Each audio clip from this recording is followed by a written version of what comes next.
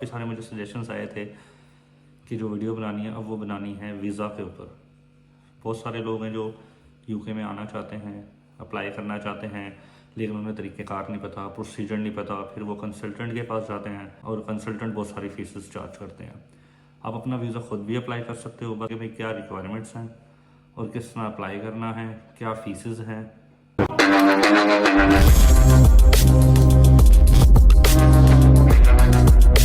अब वीज़े बहुत सारे हैं यूके के अंदर, डिफरेंट किस्म के वीज़ाज़ हैं।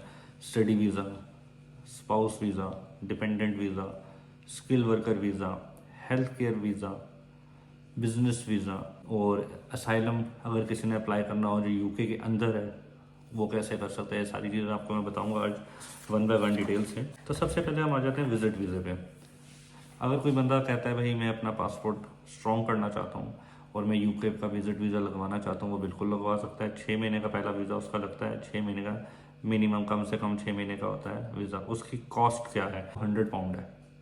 अगर आप किसी कंसल्टेंट के पास जाते हैं तो वो हो सकता है आपसे ज़्यादा चार्ज करे। £100 इस टाइम जो बन जाते हैं पाकिस्तान के, वो बन जाएंगे 38,000। कंसल्टेंट के पास जब आप जाते हैं वो आपसे हो सकता है 60-70 हज़ार रुपये चार्ज कर ले, 80,000 चार्ज कर ले, 50,000 चार्ज कर ले। डिफरेंट फीस जायज़ बात है, उसने अपने पैसे भी रखने हैं और कोई इसमें मुश्किल नहीं है। आपने अपनी बैंक स्टेटमेंट दिखानी होती है, मेरे पास इतने पैसे बैंक में हैं कि मैं वहाँ जाकर सर्वाइव कर सकता हूँ। ठीक है, आपने बैंक स्टेटमेंट जो शो करनी होगी 28 डेज या 31 डेज, इतनी कुछ आपने करनी होगी। ठीक है जी। और अब आप विजिट वीज़े पे यूके में आ गए हैं तो आप क्या काम कर सकते हैं और क्या काम नहीं कर सकते। आप उसमें कोई क्या कहते हैं पब्लिक फ़ंड क्लेम नहीं कर सकते। आप विजिट वीज़े के अंदर कोई भी काम नहीं कर सकते, चाहे पार्ट टाइम है या फुल टाइम आप नहीं कर सकते। हाँ, अगर आप शादी के सिलसिले में आए हैं तो आप विजिट वीज़े पे आके शादी नहीं कर सकते, उसके लिए आपको अलहदा से मैरिज वीज़ा अप्लाई करना पड़ता है। तो ये हो गई विजिट वीज़े की कॉस्ट। ठीक है, जिसके 100 पाउंड लगते हैं, इससे ज़्यादा नहीं लगते। विजिट वीज़े के बाद हमारे पास दूसरा जो आ जाता है ऑप्शन, वो आ जाता है वर्क वीज़ा।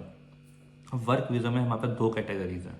पहली है स्किल वर्कर वीज़ा, दूसरी है health and care worker visa की। उसकी क्या कॉस्ट है, उसकी क्या रिक्वायरमेंट है और कैसे आप लोग घर बैठ के भी उसे अप्लाई कर सकते हैं। ठीक, प्रोफेशन जो है वो मेडिकल से रिलेटेड होना चाहिए। आप नर्स हो, डॉक्टर हो, या आपके पास सर्टिफिकेट्स हैं। क्योंकि हेल्थ केयर वीज़े में क्या होता है कि किसी भी आपको ये जो जॉब वगैरह आपको मिलती है वो किसी हॉस्पिटल में मिल जाएगी या किसी एनजीओ वालों की तरफ से मिल जाएगी। ओल्ड होम हो गया जिसमें बूढ़े वगैरह रहते हैं, उनकी केयर करना, उनका ख्याल रखना, उनके साथ टाइम स्पेंड करना, इस तरह की जॉब्स होती हैं। ठीक है, तो उसके लिए आपके पास या तो वो प्रोफेशन होना चाहिए या फिर ऐसा बंदा हो जो जिसके पास इधर कंपनी हो या वो इस तरह का कोई काम कर रहा हो, आपको स्पॉन्सर कर सके। ठीक है, अब उसकी फीसिस क्या आ जाती हैं।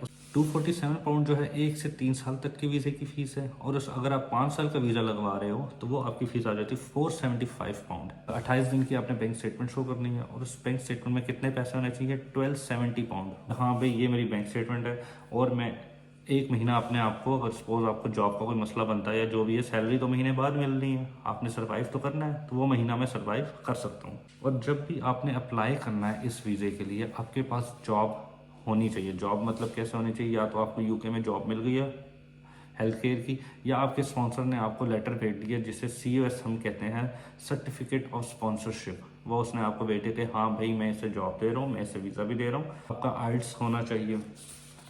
आइल्स कोर्स लाजमी है जिसमें आप मतलब कोई सर्टिफिकेट जिसमें आप बता सको हाँ भी मैं इंग्लिश बोल सकता हूँ, इंग्लिश पढ़ सकता हूँ, इंग्लिश समझ सकता हूँ। तो हर बात में इंग्लिश इंग्लिश इंग्लिश इंग्लिश होनी चाहिए। ठीक है, और आपका करेक्टर सर्टिफिकेट चाहिए होता है। करेक्टर सर्टिफिकेट अगर आप पाकिस्तान या इंडिया से अप्लाई कर रहे हैं तो आपने जाना और अपना करेक्टर सर्टिफिकेट बनवाना है और ये सारे डॉक्यूमेंट अटैच करना है। अब डॉक्यूमेंट्स कौन कौन से हो गए हैं,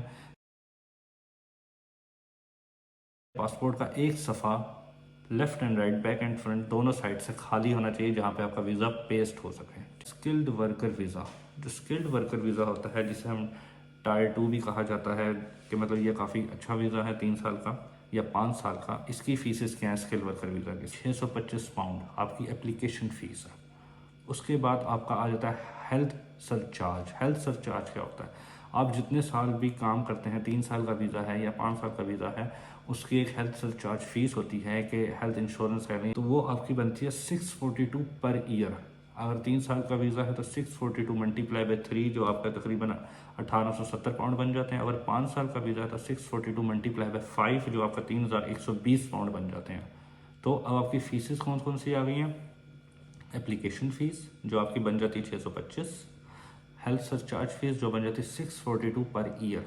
अगर 3 साल का वीज़ा 1870 आपका हेल्थ सरचार्ज फीस, 625 हो तकरीबन ये आपकी बन जाती है 2500 पाउंड के करीब आपकी पहली फीस बन जाती है। और 1270 पाउंड आपने शो करने होते हैं अपने बैंक में, आपकी बैंक स्टेटमेंट 28 दिन की या 31 दिन की जो वो करते हैं। और उस स्टेटमेंट को प्रूफ भी करना होता है, चाहे वो हेल्थ केयर का वीज़ा है चाहे वो स्किल वर्कर का वीज़ा है। वो आपसे क्वेश्चनिंग कर सकते हैं भाई कि ये 28 दिन से जो आपके पास पैसा पड़ा है कहाँ से आया।